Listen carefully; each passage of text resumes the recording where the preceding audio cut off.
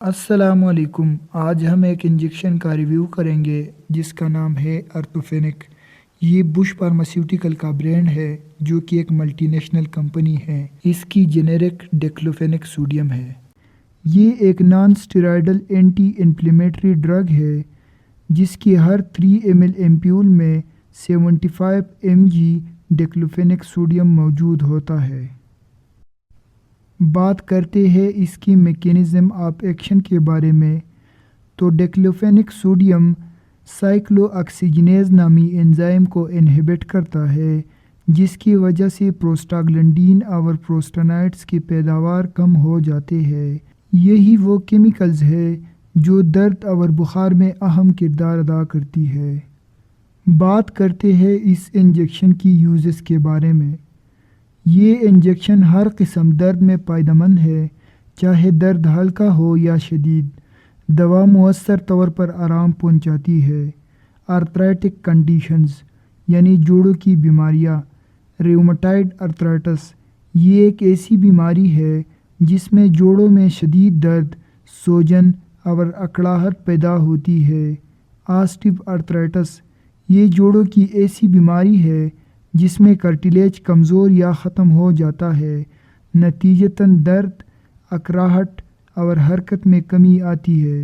اینکائلوزنگ اسپنڈیلائٹس یہ ایک خاص قسم کی آرتھرائٹس ہے جو ریڑھ کی ہڈی کو متاثر کرتی ہے، کمر میں درد، اکڑاہٹ اور حرکت میں کمی پیدا ہوتی ہے۔ ایکیوٹ گوٹ یہ ایک ایسی حالت ہے جس میں یورک ایسڈ جوڑوں میں جمع ہو جاتی ہے جس سے اچانک شدید درد ہوتا ہے۔ پٹوں اور جوڑوں کے مسائل یہ دوا پٹوں، ہڈیوں اور ٹینڈن سے متعلق درد میں بھی مفید ہے۔ فروزن شولڈر کندھے کی جوڑوں میں درد اور سختی پیدا ہونا جس سے بازو کو حرکت دینا مشکل ہو جاتا ہے۔ چوٹ اور سرجری کے بعد کا درد ہڈی ٹوٹنے کی صورت میں یہ دوا درد اور سوجن کم کرنے میں مدد دیتی ہے۔ ٹخنے یا کلائی کی مونچھ میں یہ درد کم کرتی ہے۔ پٹوں میں کھچاؤ کی وجہ سے درد، جوڑ اتر جانے کی وجہ سے شدید درد، ریڑھ کی ہڈی یا پٹوں میں کھچاؤ، ڈسک کے مسائل یا آرتھرائٹس کے باعث ہونے والے کمر درد میں مفید ہے۔ آرتھوپیڈک سرجری یا چوٹ کے بعد یہ دوا دی جاتی ہے۔ دانت نکالنے یا چھوٹی موٹی سرجری کے بعد ہونے والے درد میں یہ دوا آرام پہنچاتی ہے۔ بات کرتے ہیں اس انجیکشن کی پراپر ڈوز کے بارے میں۔ عام اصول کے مطابق ہمیشہ کم سے کم مؤثر خوراک استعمال کرے اور صرف اتنے دن تک استعمال کرے جتنی ضرورت ہو۔ ایڈلٹس میں عام طور پر ایک انجیکشن 3 ml روزانہ ایک بار لگایا جاتا ہے۔ یہ دوا IM انجیکشن یا IV انفیوژن کی شکل میں دی جاتی ہے۔ اگر درد برقرار رہے تو علاج گولیوں کے ذریعے جاری کیا جانا چاہیے۔ گردوں کے مریضوں میں اگر GFR 15 ml سے کم ہو تو یہ دوا استعمال نہیں کرنی چاہیے۔ جگر خراب ہونے کی صورت میں یہ دوا نہیں دینی چاہیے۔ اگر ہلکی یا درمیانی خرابی ہو تو احتیاط کے ساتھ استعمال کی جاتی ہے۔ کارڈیو واسکولر رسک دل کی مریض جنہیں دل کی بیماری یا ہائی بلڈ پریشر ہو، ان میں دوا کا استعمال ریکمینڈ نہیں کیا جاتا۔ اگر دوا دینی ضروری ہو تو 100 ملی گرام سے زیادہ نہیں دینی چاہیے اور کلوز مانیٹرنگ ضروری ہے۔ بات کرتے ہیں اس انجیکشن کی سائیڈ ایفیکٹس کے بارے میں۔ CNS ایفیکٹس میں کبھی کبھار سر درد، کانوں میں سیٹی کی آواز یا چکر آنے کی شکایت ہو سکتی ہے۔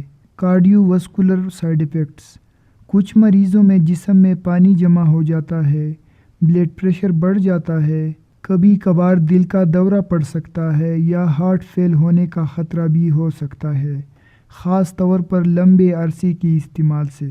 گیسٹرو انٹسٹینل سائیڈ ایفیکٹس میں اکثر پیٹ میں درد، بدہضمی، متلے یا الٹی جیسی علامات ہو سکتی ہے۔ بعض اوقات السر یا معدے سے خون آنے جیسے سنگین اثرات بھی ہو سکتی ہے۔ بعض اوقات اس انجیکشن کے استعمال سے پلیٹلیٹس WBC اور RBC کی کاؤنٹ کم ہو سکتی ہے۔ جگر کے انزائم بڑھ جانا عام بات ہے، لیکن شاذ و نادر کیسز میں جگر فیل ہونے کا خطرہ بھی ہوتا ہے۔ استھما کی مریضوں میں سانس لینے میں دشواری ہو سکتی ہے۔ اسکن پر دانی یا الرجی جیسی خارش بھی ہو سکتی ہے۔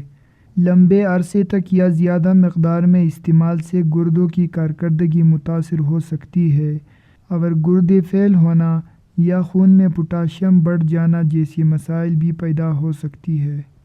اگر دوا غلطی سے زیادہ مقدار میں لی جائے تو جسم پر خطرناک اثرات پڑ سکتے ہیں۔ ابتدائی علامات: زیادہ مقدار لینے پر سر درد، متلے، قے، پیٹ میں درد یا ڈائریا ہو سکتی ہے۔ کبھی کبھی معدے یا آنتوں سے خون آنا بھی شروع ہو جاتا ہے۔ اس کے علاوہ چکر آنا، الجھن، جھٹکے، دورے پڑنا جیسے علامات بھی ظاہر ہو سکتی ہے۔ انتہائی حالت میں بے ہوشی یا کوما بھی ہو سکتا ہے۔ سنگین صورتوں میں زیادہ مقدار سے گردے فیل ہونا یا جگر کو نقصان پہنچنا جیسے خطرناک نتائج بھی سامنے آ سکتے ہیں۔ اب بات کرتے ہیں یہ دوا کن دواؤں کے ساتھ انٹریکشن کر سکتی ہے۔ یہ دوا ایسپرین کے ساتھ لینے سے اسٹمک سائیڈ ایفیکٹس بڑھ سکتے ہیں۔ میتھوٹریگزیٹ اور سائکلوسپورین، ڈیکلوفینیک ان دواؤں کو زیادہ خطرناک بنا سکتی ہے، جس سے کڈنیز کو ڈیمیج ہو سکتا ہے۔ یہ لیتھیم کی کلیئرنس کو کم کرتی ہے، جس سے خون میں لیتھیم کی مقدار زیادہ ہو جاتی ہے، جس سے لیتھیم پوائزننگ کا خطرہ ہو سکتا ہے۔ یہ دوا ڈائیوریٹکس کی ایفیکٹ کو کم کرتی ہے، خاص طور پر اگر ڈائیوریٹکس پوٹاشیم سپیرنگ ہو تو یہ خون میں پوٹاشیم کی مقدار کو بڑھا سکتی ہے۔ خون کو پتلا کرنے والی دوائیں یعنی کلوپیڈوگریل، وارفرین، ہیپرین اور NSAIDs ان کے ساتھ لینے سے بلیڈنگ کا رسک بڑھ سکتا ہے۔